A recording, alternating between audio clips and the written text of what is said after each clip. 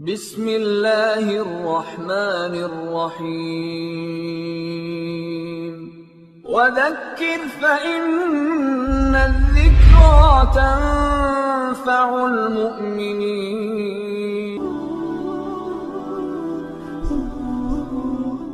السلام علیکم ورحمۃ اللہ وبرکاتہ۔ نحمدہ ونصلی علی رسولہ الکریم، اما بعد۔ قال اللہ تبارک و تعالی: اعوذ باللہ من الشیطان الرجیم، بسم اللہ الرحمن الرحیم۔ انما المؤمنون اخوہ فاصلحوا بین اخویکم واتقوا اللہ لعلکم ترحمون۔ سورہ حجرات آیت نمبر 10۔ اللہ تبارک و تعالی بھائی چارہ کے متعلق قرآن مجید میں ارشاد فرماتے ہیں، مومن آپس میں بھائی بھائی ہیں، ان کے درمیان میں انہیں صلح کرا دو اور ڈرو اللہ تبارک و تعالیٰ سے، تاکہ اللہ تبارک و تعالیٰ کی رحمت تم پر ہو۔ اللہ تبارک و تعالیٰ بیشتر مقامات پر اس بھائی چارے کے متعلق ارشاد فرمائے ہیں۔ ایک جگہ اللہ تبارک و تعالیٰ ارشاد فرماتے ہیں، وَاخْفِضْ جَنَاحَكَ لِلْمُؤْمِنِينَ۔ مومنوں کے لیے خاص طور سے خاطر تواضع اختیار کرنا چاہیے، یعنی ان کے ساتھ عاجزی کے ساتھ پیش آنا چاہیے۔ آپسی بھائی چارے کی بہت سخت ضرورت ہے۔ حضرت ابو موسیٰ رضی اللہ تعالیٰ عنہ کی روایت ہے، آپ صلی اللہ علیہ وسلم نے ارشاد فرمایا کہ ایک مومن دوسرے مومن کے درمیان میں کس طرح رہنا ہے اور اس کا مقام اور مرتبہ کیا ہے۔ ایک مثال دے کر نبی کریم صلی اللہ علیہ وسلم ارشاد فرماتے ہیں، المؤمن للمؤمن کالبنیان۔ ایک مومن دوسرے مومن کے درمیان مثال اس طرح کی ہے کہ دونوں مل کر ایک عمارت کی طرح ہیں، یشد بعضهم بعضا۔ جس طرح عمارت ایک ساتھ جڑ کر رہتی ہے، اسی طرح ایک مومن دوسرے مومن کے درمیان میں پیار ہونا چاہیے، محبت ہونا چاہیے، آپسی اتحاد اور اتفاق ہونا چاہیے۔ اس طرح دونوں ہاتھ کی انگلیوں کو جوڑ کر آپ صلی اللہ علیہ وسلم نے ایک سمبل کی طرح بتاتے ہوئے ارشاد فرمایا کہ اس طرح آپس میں مومن مسلمان مضبوط ہونا چاہیے۔ تو اس سے معلوم ہوتا ہے کہ پیارے نبی خاتم النبی صلی اللہ علیہ وسلم نے مسلمانوں کو آپس میں کس طرح پیار اور محبت کے ساتھ، ایک دلی کے ساتھ ایک جھٹ ہونے کا حکم فرما رہے ہیں۔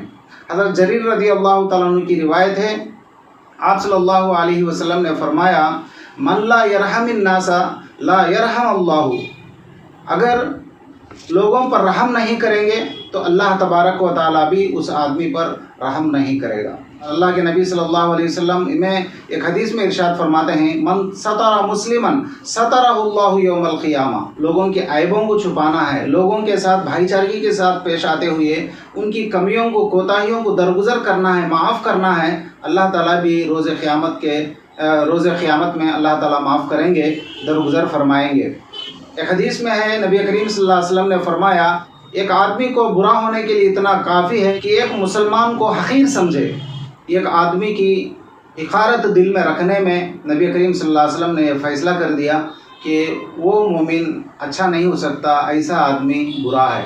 تو کسی کی حقارت دل میں نہیں لانا ہے، کسی کو کم نہیں سمجھنا ہے۔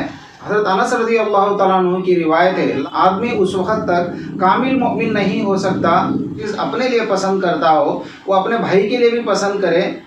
جب تک ایسی حالت آدمی کی نہ ہو تو اس وقت تک وہ مومن کامل مومن نہیں ہو سکتا ہے۔ اور اسی طرح ابو ہریرہ رضی اللہ عنہ کی روایت ہے، حق المسلم علی المسلم ست۔ مسلم شریف کی روایت ہے، ابو ہریرہ رضی اللہ عنہ نے روایت فرمایا، مسلمان کے مسلمان پر 6 حق ہیں۔ سب سے پہلے یہ ہے کہ جب ملاقات ہو تو سلام کا جواب دے۔ دوسری بات یہ ہے کہ جب کسی کو دعوت دی جائے کھانے کی تو اس دعوت کو قبول کریں۔ تیسری چیز یہ ہے کہ رائے مشورہ لیں تو اچھی رائے، اچھا مشورہ اس کو دینا چاہیے۔ چوتھی چیز یہ ہے کہ چھینک آنے پر چھینک کا جواب دینا چاہیے۔ اور اسی طرح 5ویں چیز یہ ہے کہ جب کوئی بیمار ہو جائے تو بیمار پرسی کی جائے۔ 6 یہ ہے کہ جنازے میں ساتھ چلے۔ یہ بنیادی حق ہے، تو یہ بنیادی حقوق کو ہمیں ادا کرنا ہے۔ افشوا السلام واطعموا الطعام، آپس میں سلام کو پھیلانا ہے اور کھانا کھلانا ہے۔ تو یہ چیزوں سے تحادو، تحابو، ہدیہ دو، محبت کو پیدا کرو۔ تو یہ چیزیں احادیث میں بار بار آئی ہیں۔ نبی کریم صلی اللہ علیہ وسلم نے آپس میں مصالحت کرائے ہیں، مہاجر اور انصار کے درمیان میں مصالحت کرائے ہیں۔ اور اسی طرح اوس اور خزرج میں بھائی چارہ کو اللہ کے نبی صلی اللہ علیہ وسلم نے پیدا کیے ہیں. اسی بھائی چارہ کے ذریعے سے اسلام سارے دنیا کے اندر پھیلا ہے. ہم آپس میں اتحاد اور اتفاق، پیار اور محبت کے ساتھ جینے کے اللہ تمہیں توفیق عطا فرمائے. ساری دنیا کا مسلمان کا جسد واحد ایک جسم کی طرح، کل بنیان ایک عمارت کی طرح مضبوطی کے ساتھ رہنے کی اللہ تعالیٰ ہمیں توفیق عطا فرمائے. یہ ہے کہ اگر سر میں درد آ جائے تو پورے جسم میں درد لگتا ہے، اگر انگوٹھے میں ٹھوکر لگ جائے تو سارے جسم کے اندر درد محسوس ہوتا ہے. تو اس طرح کسی بھی مسلمان کو چوٹ پہنچے، نقصان پہنچے، کوئی بھی تکلیف آئے تو سارے مسلمان اس کی تکلیف کو اپنی تکلیف سمجھ کر موجودہ حالات کے اندر سب بھائی چارگی کے ساتھ رہنے کی اللہ تعالیٰ توفیق عطا فرمائے. وآخر دعوانا ان الحمدللہ رب العالمین. وذكر فإن الذكرى تنفع المؤمنين